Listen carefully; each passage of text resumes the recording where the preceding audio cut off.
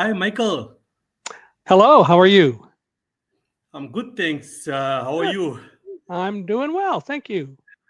Apologies for coming on late. I had some technical issues. I'm traveling at the moment, so the network isn't too great where I'm at the moment. Oh dear. Yeah, yeah. Well, no One of problem. those things. Yeah, those things happen. Yeah, they do, they do. Can you Now hear me you're clearly? I hear you fine. Now you're going to record this, right? This isn't live. Yes. Yes, Okay. we're busy recording at the moment. Okay. When will it air? Do you know Okay. yet? Do you know how long before it will It'll actually? air every Monday. A new episode goes up every Monday. Right. So when will this one actually go up? It'll go up next week, Monday. Next week. Okay, great. Yeah, next week All right. Monday. So any of Mickey's clients, a new episode is aired on a Monday, and the previous week's episode goes up on that Monday as well. Got it. No problem. Got it. Awesome. Well, Michael, it's an honor to have you here. You are New York Times best-selling author. You are 9/11 survivor, which we are going to touch on. That's going to be a first for the show. And you also love to cook, a creator who loves to cook. I try. Yeah, yeah, yeah. So Cooking isn't I quite as fun as it used to be because my wife passed away in November of 2022. We had been married 40 years, and it's really not nearly as much fun cooking for one person. my condolences about that. Things happen. Yeah, Okay. life so unpredictable.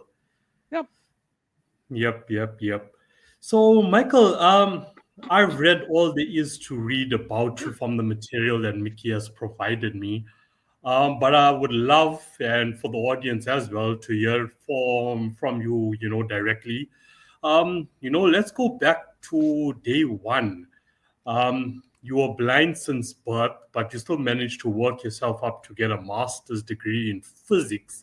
So let's start there. Let's start early life, Michael. Well, so technically, if you want to get totally technical, I am not blind since birth, but I was born 2 months premature and put in an incubator, and medical science had not yet totally accepted that putting a prematurely born child in an incubator with a pure oxygen environment 24 hours a day could result in blindness. So that's what happened, although we no one knew that, no one figured it out for about 4 months. And one day an aunt of mine said to my mother, he's not really reacting to the sunlight. He's over playing in the sun. He's sitting in the sun. He's not reacting. I wonder if he's blind. Well, they took me to the hospital, and sure enough, I was blind. And it was from a condition at the time known as retrolentofibromalacia. Now it's called retinopathy of prematurity. And the result is that I was blind because I was given too much oxygen. It took a while for medical science to understand that even too much oxygen could be a bad thing.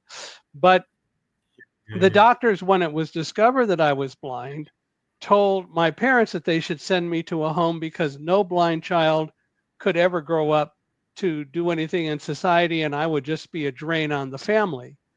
And my parents, and by the way, I had an older brother 2 years older.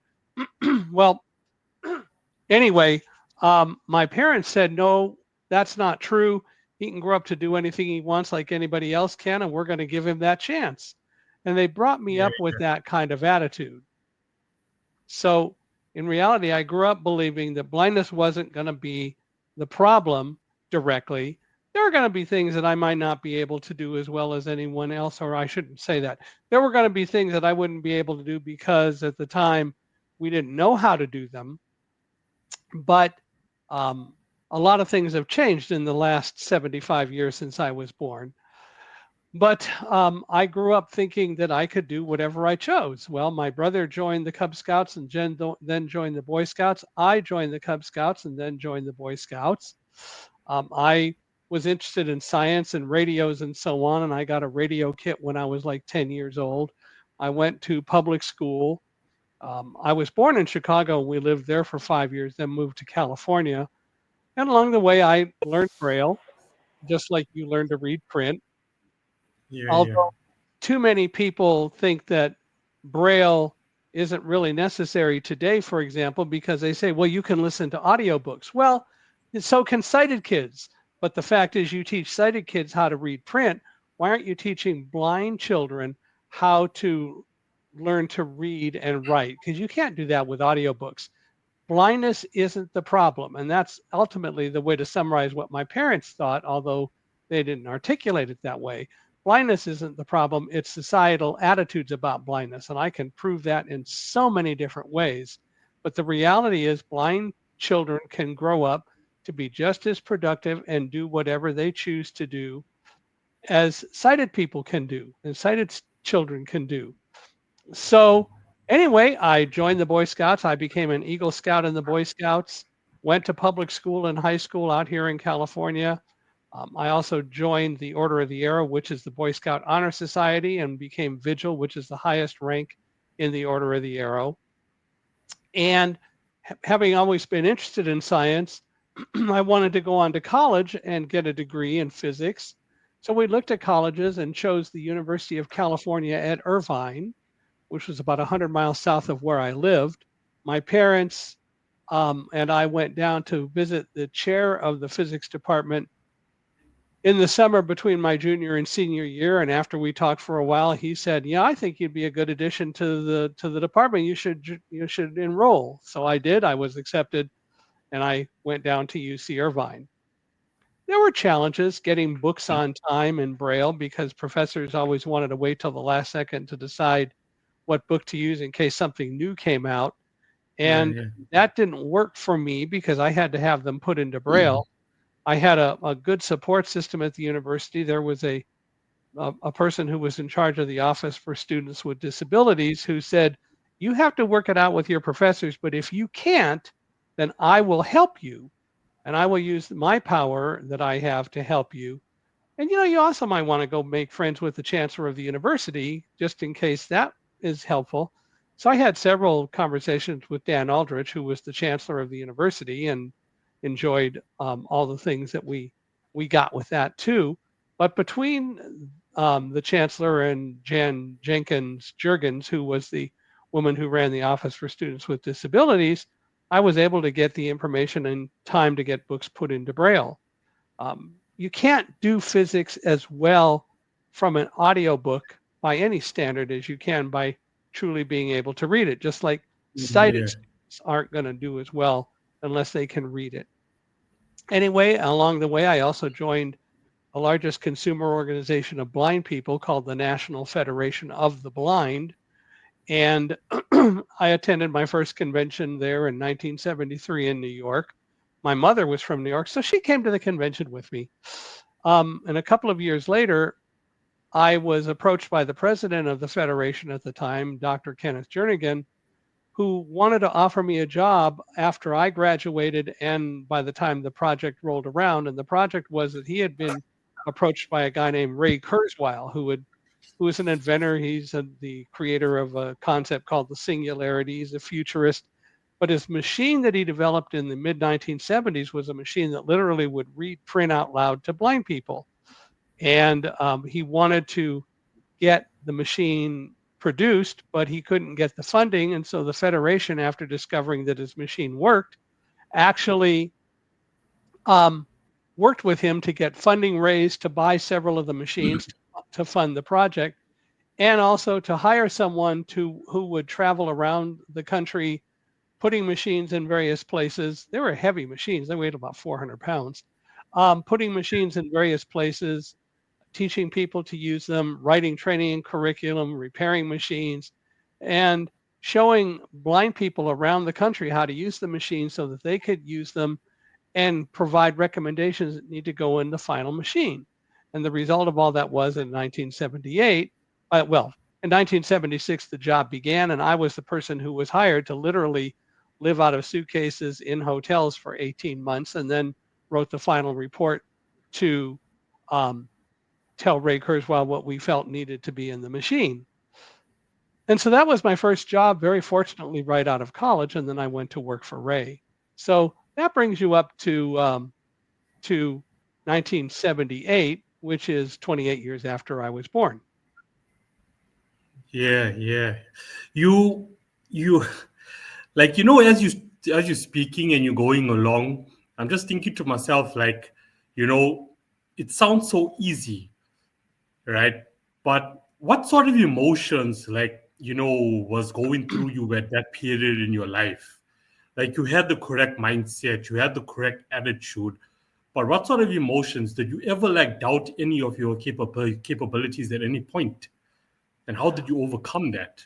I didn't doubt my capabilities, but I certainly had times that I needed to step out and do things. For example, after the Kurzweil project ended with the National Federation of the Blind, and literally I was living, as I said, out of suitcases in hotels around the country for 18 months.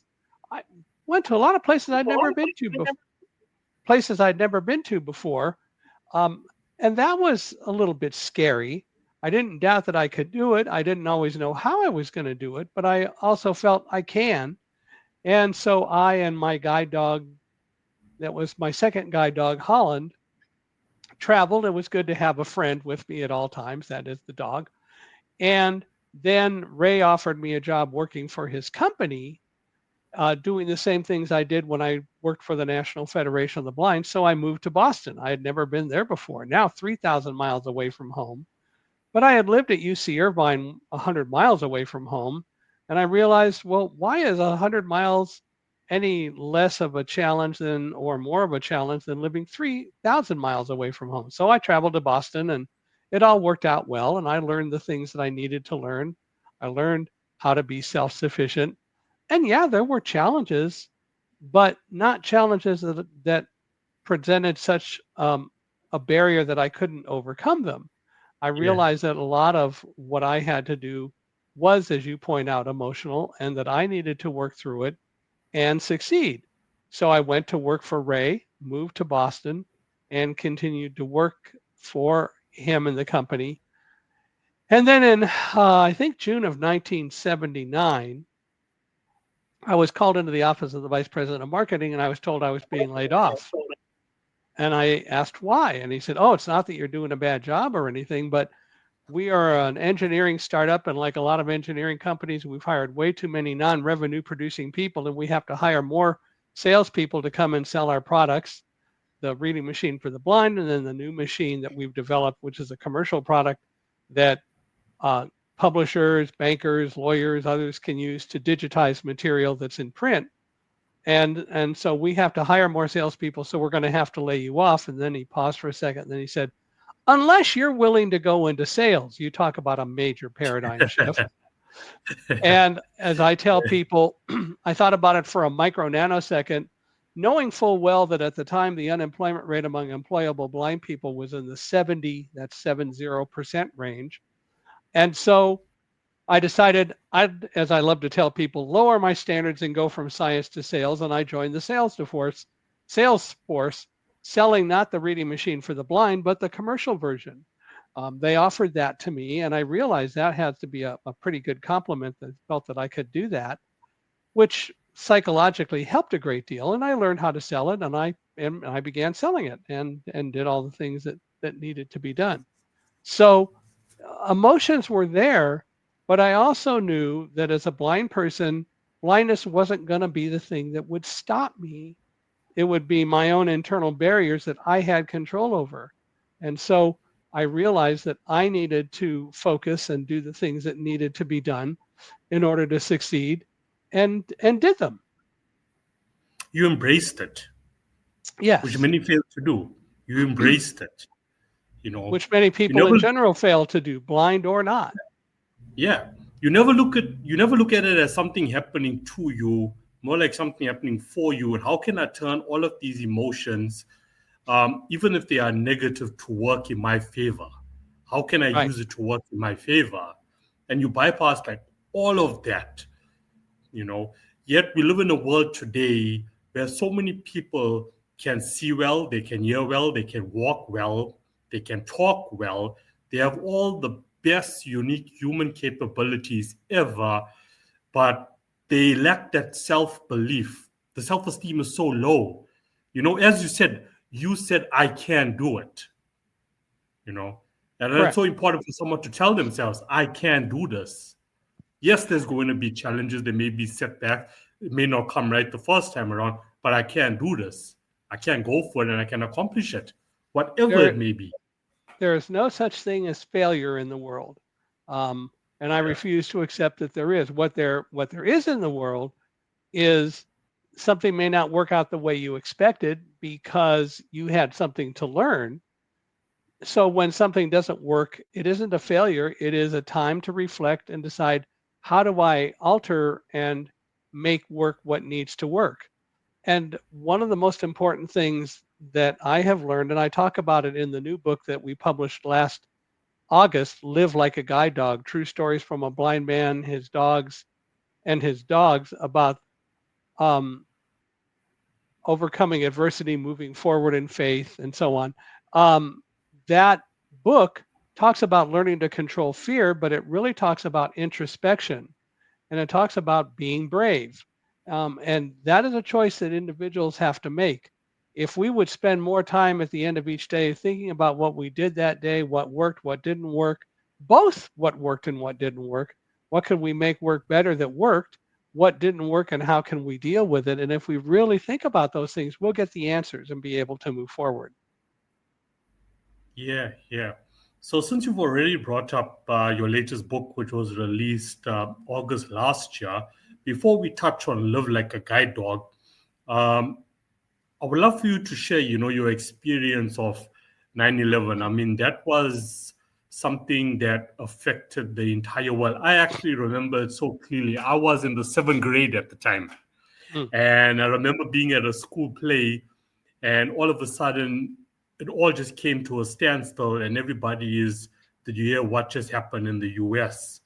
And that's when all the attention of that school play itself turned to the television, turned to the radio, and it was a shock for the entire world. Mm-hmm. Now, for you, being on the 78th floor, you managed to make yourself out with the guide dog. Please correct me if I'm pronouncing the name correct. Roselle, or is it Rochelle? Roselle. Roselle. You made it out with Roselle. Can you share that experience with the audience? Sure. Um, so again, one of the things that I did, and we talk about it in Live Like a Guide Dog, and also my first book, Thunderdog, which was a New York Times best-selling book.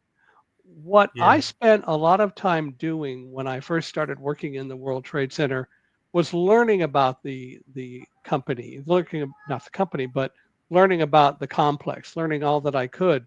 What were the emergency evacuation procedures? Where were the emergency exits? How did it work? What did the fire people do? What did I need to know to be able to escape? Because sometimes I was in the office alone. I was the Mid Atlantic region sales manager for a computer company. I didn't want my staff in the office. I wanted them out selling and fixing products and doing the things that they needed to do. My job yeah, often was to be in the office supporting them, but also from time to time going out on calls with the salespeople and even with some of the engineers, because my knowledge is very technical. I learned a lot about how the products work and could even help diagnose problems. But the bottom line is that I needed to know what to do at any time in the complex because I couldn't rely on other people. And I also knew that sighted people would not be spending a lot of time learning that stuff. They're going to rely on being able to read signs that may say the emergency exit's this way. Well, that works until it doesn't. So for me, I needed to know the information. And I think that's the key. Again, learning it and truly understanding and having that knowledge is the important part. And I didn't realize until much later that I had developed a mindset that said, you know what to do in an emergency. And it just clicked in on September 11th. But what happened was that the plane hit the building 18 floors above us on the other side of the building. So where I was and on my side of the building, no one knew what happened. In fact, I went down the stairs with hundreds of people and no one knew. We figured out an airplane must have hit the building because we smelled the fumes from burning jet fuel, and I identified that odor. It was familiar, and it took a while to realize that it was burning jet fuel. And somebody, when I observed that to others, they said, yeah, you're right. That's what it is. We must have been hit by an airplane, but we had no details. Now, of course, everyone Yeah. says to me, well, of course, you didn't know what happened because you couldn't see it. Excuse me, sports fans. The last time I checked, Superman and X ray vision are fiction. And the fact of the matter is, the plane hit 18 floors above us on the other side of the building, which meant there were 18 floors of rebar, steel, and concrete between us and where the plane hit. No one knew where I was. Blindness had, as usual, nothing to do with it. People don't want to Yeah. accept Yeah. that, but it's true. Blindness had nothing to do with it. And all of us who escaped worked together. There were times that people panicked on the stairs and we worked to help them, but we had to go down the stairs. It was the only way to get out because um, a colleague who was with me in the office, we were going to be doing some sales seminars that day.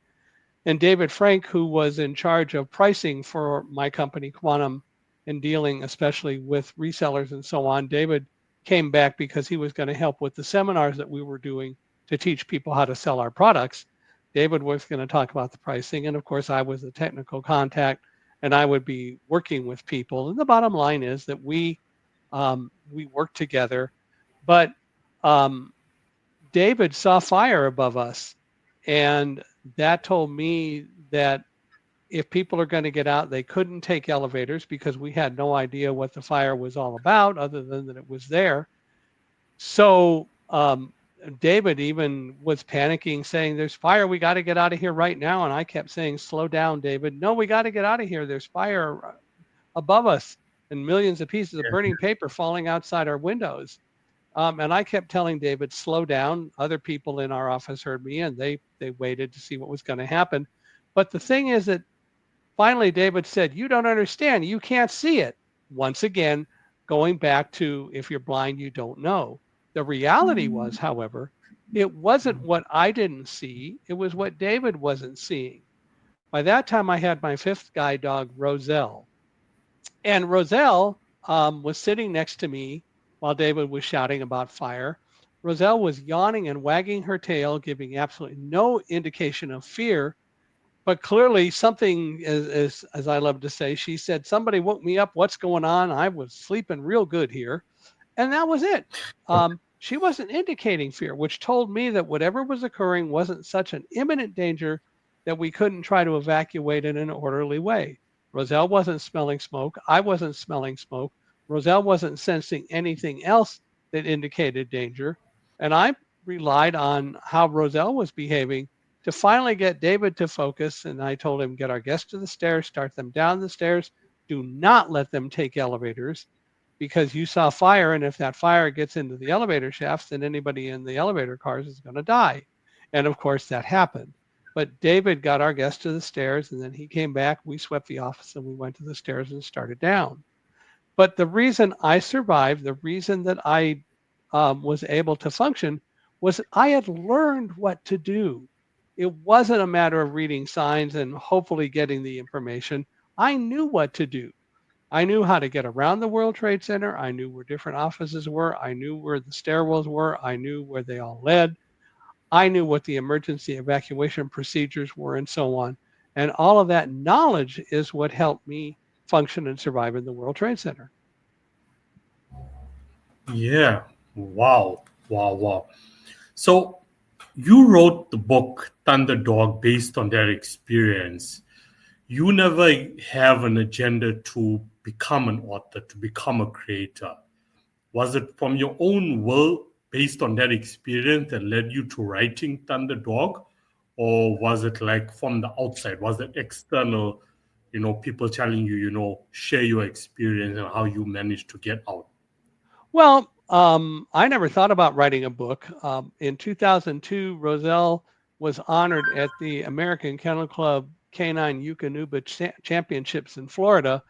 And while down there, we met George Berger, who was the publisher of the American Kennel Club Gazette. And he said, you should write a book. He said, and I can introduce you to people and all that. And I started taking notes. And it never really worked really well. But in 2010, I received a call from a woman named Susie Flory. And by that time, by the way, As I tell people, I had over a megabyte of notes that I had written for a book, and I had an idea for an outline. Anyway, this woman, Susie Flory, called and she said that she was writing a book called Dog Tales, and it was going to be 17 chapters about 17 different dogs that she felt it was appropriate to write about. And she wanted one of them to be Roselle. She said, "Would you tell me your story?" And so I spent about 45 minutes telling her the story. And when I was done, there was a pause. And then she said, "You got to write your own book." She said, "I want to do Dog Tales, but you have to write your own book and I'll help you. I'll introduce you to someone." And so Susie and I collaborated. It was a collaborative effort. I wrote a lot of the book. She wrote a lot of the book. We edited each other's parts. We worked together. And her agent, who became my agent, Chip McGregor, found a company, Thomas Nelson Publishing, which is the largest Christian publisher in the world. And now they're part of HarperCollins.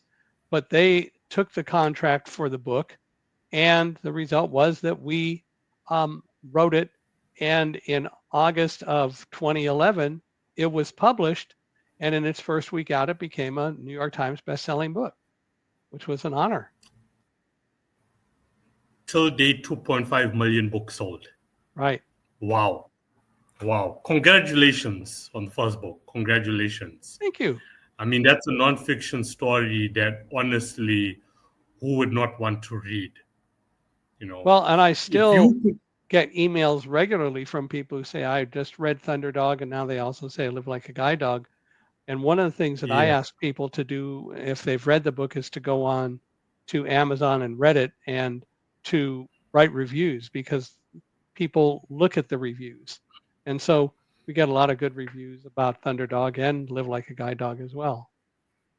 So from all the feedback that you've received since the release of the book and the reviews have you mentioned, yeah, what's the first thing that comes to the top of your mind that your audience is actually taken away from it for their own personal life?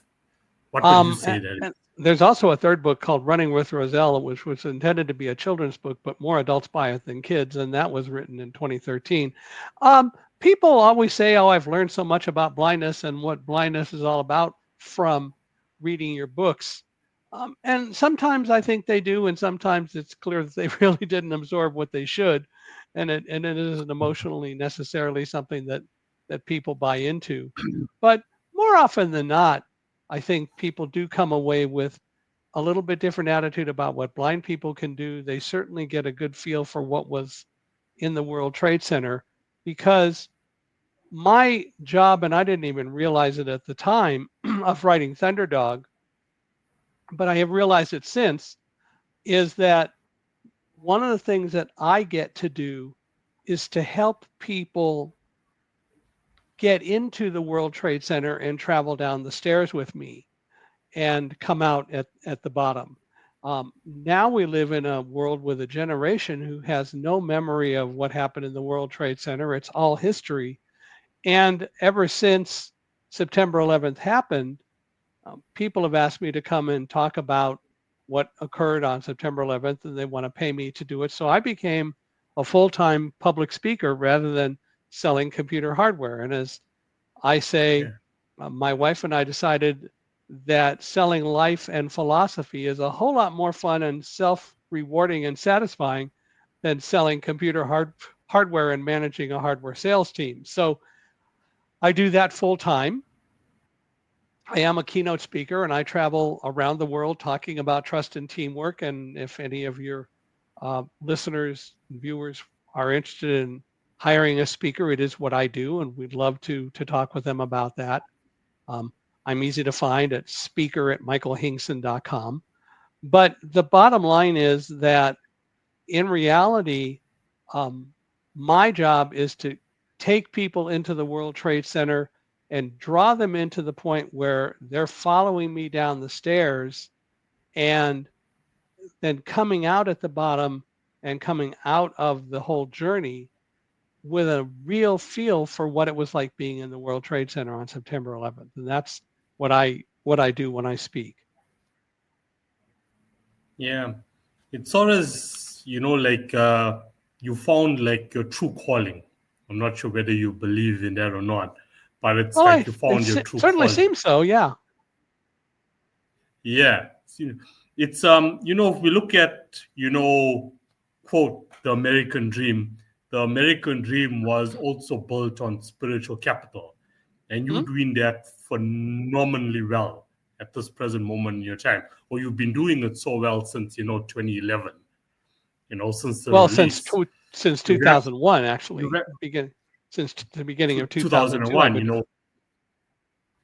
yeah, as you said, you traded in, selling to people hardware, and you traded in profit for actually helping and assisting people around the world, Right. which is And great. it is a way of earning an income. I can't do it for free. I can't afford to do that, but at Yeah, the same time, I want to inspire people and we work with people to make that happen. yeah, and you've also changed the narrative. you know it's like, in the world, it's, what can people with disabilities learn from us, but at times, and you are like living proof, what can we Mm. also learn from people with disabilities, because there's a Well, lot to learn there. so over the last 2 years, I've written a couple of articles on that very subject. And one of the things that I point out is every single person on the planet has a disability, and we need to reframe and change our view. Disability does not mean a lack of ability. Disability is a characteristic that everyone has. It manifests itself differently for different people, but it is something that we all have. Want proof? Here's the proof. If you're sitting in a room and suddenly the lights go out, you're in a world of hurt unless you've got a smartphone nearby that you can turn the light on from the flashlight, or if you've got a candle or something else so that you can generate light. But you are light dependent. You don't know how to function without light. You can learn somewhat, but you don't know how to function without light. And if the lights go out, that's a problem for you. That's not a problem for me. Thomas Edison invented the electric light bulb in 1878. We've spent the last 147 years just finding more and more ways to make light on demand available so that people don't have to be confronted with suddenly the world going dark. But it still does happen. And what Thomas Edison did was inventing the electric light bulb. He presented a way for you to cover up your disability, but it's still there and it does manifest itself from time to time. Why is it that we have to think that Yeah. just because there aren't nearly as many blind people as there are sighted people, why do we have to think blind people are less than sighted people? We've got to change the way we view the whole concept of disability. And the fact is, everyone has a disability. Your disability is light dependence, and it manifests itself if the lights go out or whatever. My um, I don't have that disability. My disability, as such, comes about because, in large part, society didn't focus nearly as much on developing the technologies and tools that I need to be able to function like you function. They haven't developed those nearly as much as they've developed your tools because there are a whole lot more of you than me. But it doesn't change the fact that you have a disability. So it is something that we need to deal with. And we've got to get beyond thinking that disability is something that really means lack of ability, because it doesn't mean lack of ability. It's a characteristic. Wow, you have just hit us all with some real truth right there. I must say, you have hit us with some truth right there. I mean, even in 2025, the moment the power goes off, and I've seen this for myself, I've experienced it for myself, people are having panic attacks. Mm-hmm. you know, Panic attacks. Where's the power? How am I going to survive without power? I need the power back on. It's panic attacks. They are Yep. going crazy. That is Yep. some hardcore truth. Thank you for that. Thank you. Sure. It makes so much sense. That's philosophy right there. You know, that's philosophy right there. Honestly speaking, sure. It is one of Wow, the things I wow, want people wow. to understand. Yeah, absolutely. Yeah, yeah. Now, I'm understanding myself right now. You hit me with some truth right now. You know, I pictured myself in situations at times, when there's no power, and coming from a generation that came into power, came into technology. The moment you don't have access to it or you can't use it, it's like, oh shit. You know, What now? You Yeah. know, it feels all like your life is coming to an end. Which is sort of sad in a way. That shouldn't actually like traumatize us. But it We should does. adapt. It does, yeah, but it does. So being afraid can be a positive thing. Live like a guide dog. What can you tell us about this book? Fear is something that you can learn to control, which is what the book is really all about. We oftentimes, just like we talked about just now with the lights going out, fear under fear takes over and you don't know what to do, or you've only got one conditioned response, which is got to find a light source. The fact of the matter is, fear is a very powerful tool that we can use to help us function at any time. Um, it would have been, in some senses, probably pretty easy to become afraid when the World Trade Center was attacked and the building shook and so on, and then we had to get out. But the reality is that if you learn to focus your fear and use it as a tool to help motivate you and help make you more observant, and you learn to control that, then you can, in fact, be a whole lot better at being able to make sure that you do the things that you need to do in order to survive and function. So, whether it's the lights going out, whether it's being in a building when it's attacked, and so on, what we all need to learn is to control that fear and focus, and learn also that in reality, things happen to us that we don't have control over. But what we absolutely have control over is how we deal with the things that happen to us. So Yeah, for me, what happened in the World Trade Center, I knew what to do, and the mindset kicked in, and I was able to escape and help others do that, and so on, without showing fear, because I used my fear in a very powerful way to help make things happen that I needed to make happen. And I had times along the way that things occurred that I didn't expect, and you work through those. But the reality is that we need to all learn, don't worry about the things that you cannot control. Focus on the things you can control and let the rest take care of itself.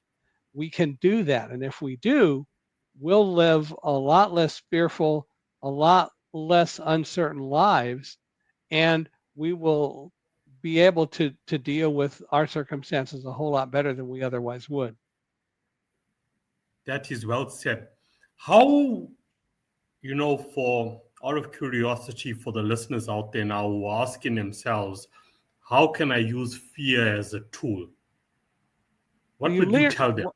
you need to learn to control fear every day, like I talked about earlier. um, when at the end of the day, take some time as you're falling asleep to analyze what happened that day. What worked? What didn't work? What problem did I have? Why was I afraid of that problem because it didn't go the way I wanted? How do I overcome that fear? And you start to learn things like, oh, if I think it through and if I practice it, the more I think it through and the more I practice it, and the more I think about things every day, the more quickly I'll get answers. And it gets to the point where that mindset is established that tells you that when something happens that you don't expect, don't fear it. Immediately deal with how do you move forward from it? What do you need to do to fix it? The problem is we usually don't do any of that. And so we let ourselves become afraid of everything rather than having a mindset that says, okay, this occurred. I'm not going to be overwhelmed by it. I'm not going to say don't be afraid of it.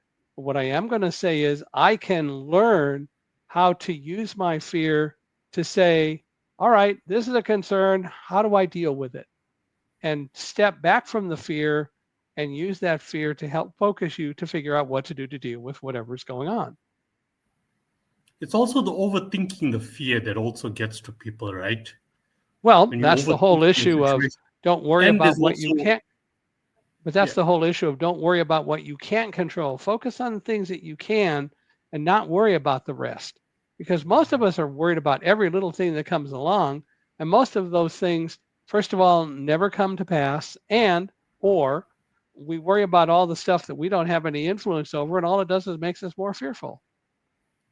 Also, fear of the future, which a lot of people do suffer with. They suffer of, okay, I got this fear of something that hasn't happened as yet. And what I've evaluated is that's just how the brain is like designed. So Well, if something important is actually coming up, that's going to be a huge part of your life. Could be maybe a job interview or a conversation with someone that could change my business forever, whatever it may be. I'm automatically sitting here and I'm thinking of worst case scenario. I'm already getting scared and fear is already taking over for something that hasn't even happened yet. and the way to deal with that is, okay, I have this job interview coming up. How do I best prepare? What do I need to know? What kind of questions might I be asked? How do I answer them? And to systematically think about that. But that has to be a part of your life daily, not just job interview, but everything that you do. If you start to self-analyze yourself, if you will, if you do self-analysis, if you do introspection of you, then you will learn much more quickly how to deal with those things that are not expected. And yeah, you could still get a question that you never anticipated, but you can also learn how to deal with those questions too if you think about it. Oh, that's a really good question. I haven't really thought of that particular one. Um, but because you learn to listen to yourself when unexpected questions are asked, for example, if you really learn to listen to your inner voice, you will learn how to answer those questions. Yeah, yeah, But you are the yeah, one that has to control that. No one else yeah. can. What you said right there, that inner voice, and let it be natural. I just want to share something, and you can say whether you agree or not. But since we use like a job interview as an example, unfortunately, unemployment, is on the rise. It's not stable. In South Africa alone, it's always on the rise, and people now, because they are so desperate for an income, they end up applying for a job that they're not really in sync with. And I feel that at times, even though, yes, you need an income, but if you apply for a job that you know nothing about, but you're applying for it for the sake of applying for it, the moment you get asked a question, of course, you're not going to have the correct natural answer that's coming and it's flowing out like perfectly because it's not coming from deep within. So I always tend to advise people that, if you are seeking out an opportunity to work in a certain profession, make sure that you're feeling it.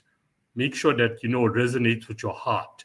Would you agree with that? Is that a way to eliminate fear, knowing that, okay, I'm going for this job interview, but I know that it's a job, it's a career, it's a company that I'm going to be naturally in sync with because I actually have passion and love for it.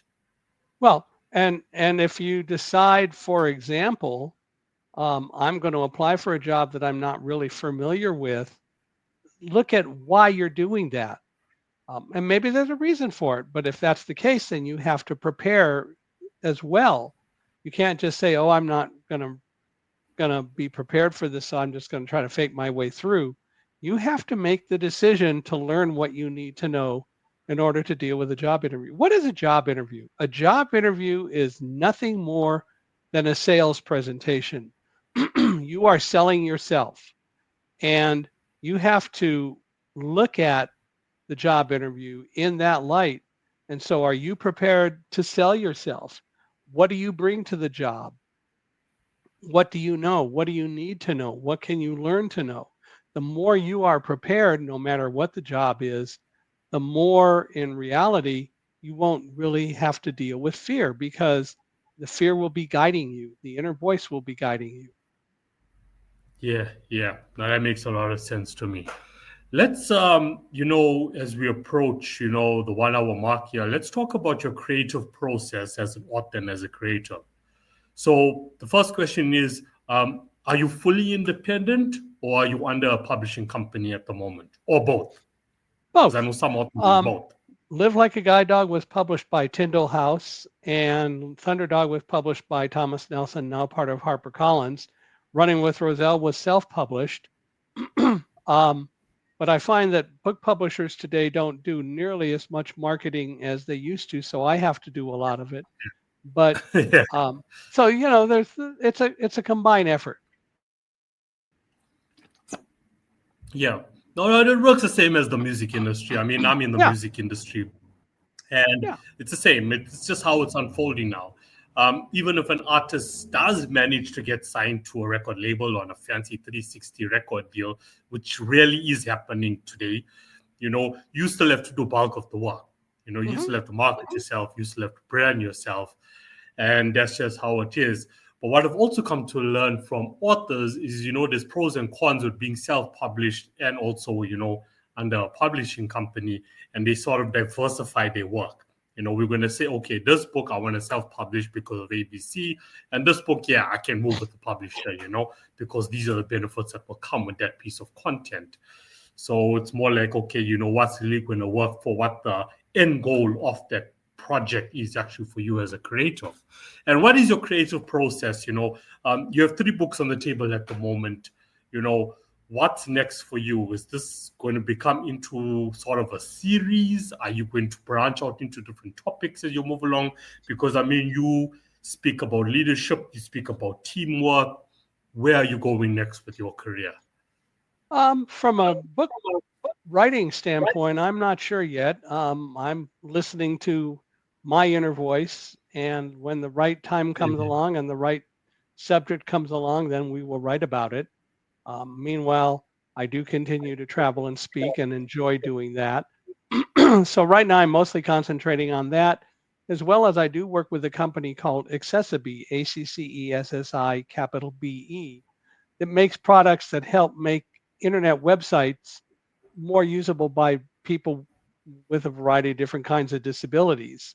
And Accessibee is pretty cool because they've got some very um, clever artificial intelligent technologies that they use in part, plus other tools to help make websites available to people who otherwise might not necessarily be able to use them because the websites were not created Nice. with Yeah. disabilities in mind. So I do that as well. Yeah. So between those two, and then of course I have my own podcast, which is called Unstoppable Mindset, where inclusion, diversity, and the unexpected meet. So we do podcast episodes, and the neat thing about the podcast is, and the reason we call it Unstoppable Mindset, where inclusion, diversity, and the unexpected meet, is that if you talk to the typical so-called diversity people, they never include disabilities, and so Yeah. I put inclusion first. But the reality is, most episodes deal with the unexpected as opposed to inclusion or diversity, and that is, the unexpected is anything other than inclusion or diversity. So most people aren't directly involved in any way with disabilities. My belief is that everyone has a story to tell, and my job is to help draw that story out and help people tell their story. And that's what I do. Nice, nice. And how long have you been on your podcast? Or how long has it been running?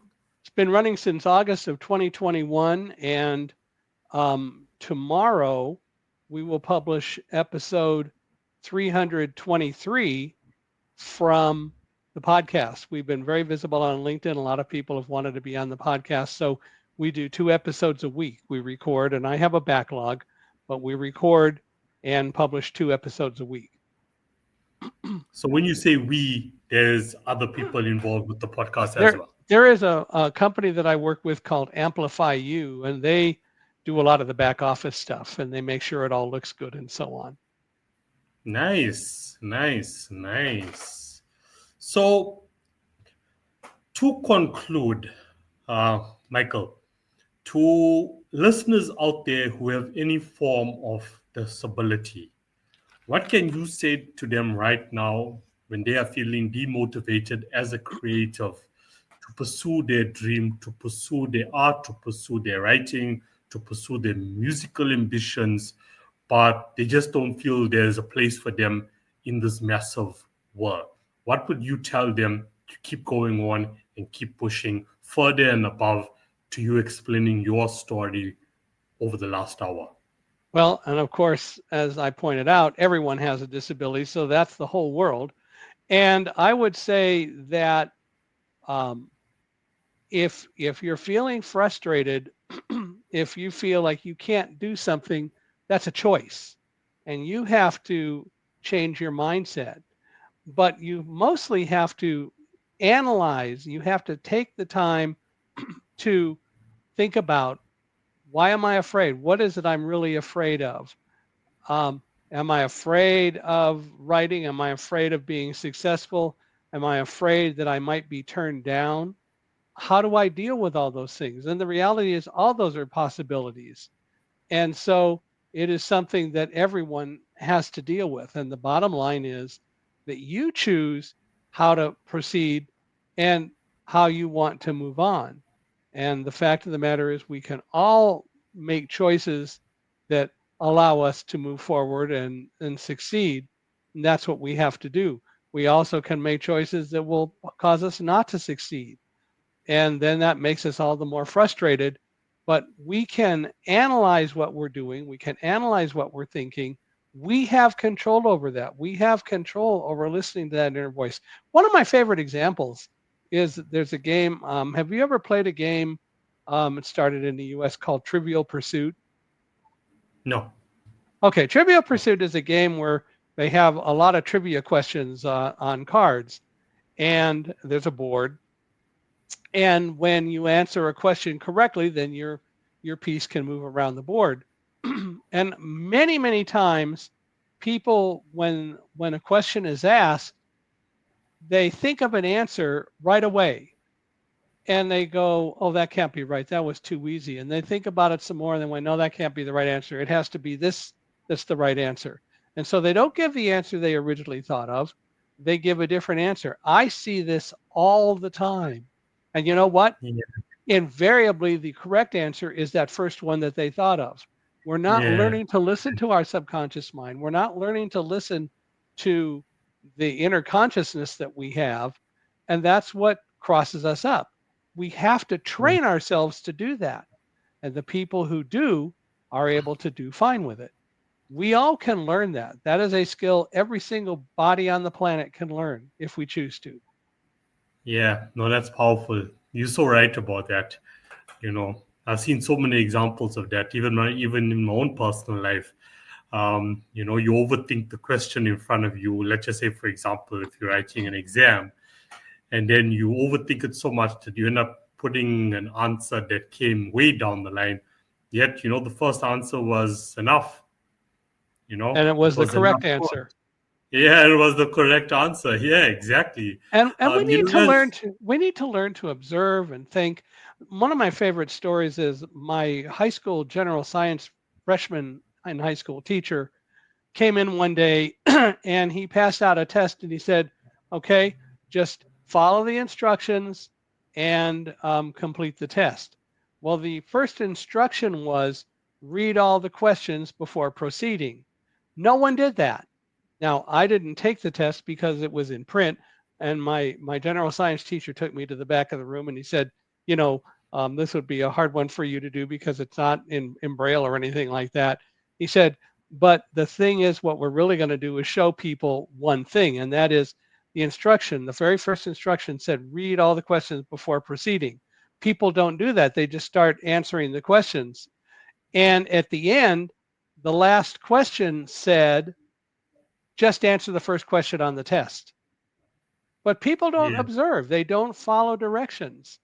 And so the result was that everybody answered all the questions on the test. It wasn't even a science test, it was just a trivial test. But the point was, it was to teach people, you've got to learn to observe, and there's a value in following directions. And I love that because it's so true. We can learn to observe better. We don't need to draw a lot of conclusions. We don't need to second guess. The information is there if we choose to use it. yeah, 100%. When you're going through the points of, what people get scared of, there's also criticism, you know. Well, and What a we always tell ourselves we're our own worst critics. I did that for many Yeah, years. And only over the last year and a half have I learned That's a horrible thing to say. I am not my own worst critic. I learned that the only person who can truly teach me anything is me. People can present me the information, but I have to take the active role of learning it and teaching it to myself. And so, what I've learned is that instead of saying I'm my own worst critic, I say I'm my own best teacher, which is not only more positive, but it's more accurate. And if I choose to be my own best teacher, I'm going to learn from that. Yeah, yeah, 100%, 100%. I remember when I was in high school as well, and at the time I'm sitting in class, I wasn't bothered at all at what the teacher was saying in front of me. And it was the first time that I ever put lyrics to paper. And I remember how, the students around me were actually laughing at me. And, this is a lesson, for the listeners out there. Today, I've done pretty well for myself, as a music producer. So you just need at times to just block out the noise. And once again, as Michael has just said and emphasized so many times, is listen to that inner voice. Just follow that inner voice and just keep going on and keep pushing, no matter You what is have to happening around you. practice it. Yeah, 100%. You have to believe in yourself, and whatever is getting downloaded, from God, from our creator, you need to go with it because that is your message. Yep. And flow with it, and it's going to take you down the right path, the path that you are meant to actually go down, that you were born to go down as a creator. And just to conclude on what you said about, being your worst critic, as a creator, I should always look at it as a disease because it should be a disease amongst any form of creator. You put one piece of content together and you just keep listening to it over and over again. I'm talking now about being a musician, and you think to yourself, oh no, I can do that better. I can do that better. I can do that better. And then at the end of the day, you haven't pushed it out to market because now you think it's a complete disaster.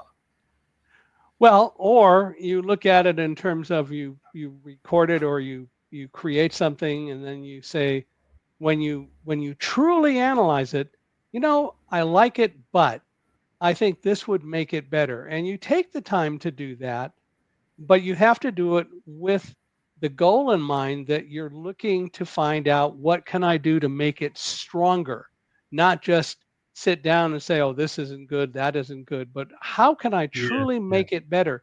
If you truly learn to do that, which is, of course, the whole idea behind self analysis or introspection, if you truly learn to do that, then every time you realize, oh, I can make it better, that will be a different thing. And again, you learn to do that not out of fear, but you learn to do it because it truly is the right thing to do. yeah, 100%. Michael, thank you so much. Where can listeners find you online? I'm easy to find. My website is www.michaelhingson.com. And Michael Hingson is spelled MICHAELHINGSON. So www.michaelhingson.com. If they want to learn about Accessibe, they can go to www.accessibe.com, and they can even do a free audit of their website to see how accessible it is or it isn't, and then Accessibe can help them fix it. Um, if they want to reach out to me, there's a contact form on michaelhingson.com, or they are welcome to email me at speaker@michaelhingson.com. And if they go to my website, there's a web page there, www.michaelhingson.com/podcast, where they can go find all of the episodes of Unstoppable Mindset. And they can also find Unstoppable Mindset anywhere podcasts are made available. So it's available all over the world. So you can find it wherever podcasts are available. But I'd love to hear from anyone who wants to find a speaker and who maybe has questions. I'm always glad to answer questions. And of course, then our books are available wherever books are sold. Thank you for sharing that. I will definitely put all of those links in the description. So you've also had the privilege of chatting to President Bush as well. How Right. was that experience? It was great. He, we had a good conversation. It was supposed to be just a photo opportunity, but it ended up being about a 15-minute conversation. it really went well, and I'm glad I had the opportunity to do it. Yeah, that must have been something. It was. Yeah. Michael, thank you so much for sharing your dopeness on the show. This was very educational, very educational. It was good to learn about you, your history, about your art, and thank you for sharing so much value with the audience as well. Well, Thank you. thank you. And if Yeah. you want to, or if you know anybody else, and if your listeners know anyone who might want to be a guest on Unstoppable Mindset, just reach out to me, and I'm always looking for more guests. Okay, on that, what type of guests are you looking for? Anyone who has a story they want to talk about and tell about themselves, and if they're not sure whether they have a story, then let's discuss it, and I'll help them find the story. Okay, I have no agenda. no. Okay, perfect. Maybe I should also consider coming onto your show as well. Absolutely. Yeah, I really do that. Over the last, I would say, a year, I've only been on one podcast where I was actually the guest. Well, we gotta fix that. Because I'm on so many podcasts that I host and co-host, I really find time to actually be like, yo, does anybody want to talk to me? And then when I do go onto the show, I'm like, what do I say? Because you're so used to being on the other side, you know. So, Well, okay, I will consider that. I the will reach out to you and let's great. chat about it. As you Let said, us. we all have a story. And, I know for myself, like I have a story, There you go. but That's all at we need. times it's so hard to actually, explain to people, your story, Hmm. because I think for me, it's like I've had so much experience when I interact with people face to face, right? And, they'll ask you something and I will explain it to them, but then they'll be like, you don't get it. You don't get my story. You don't fully get it, or, you're not really learning from my experience of it. Yeah. Where I just like reach the point, okay, if you're going to ask Kino about his story, I rather not because you're not going to get it.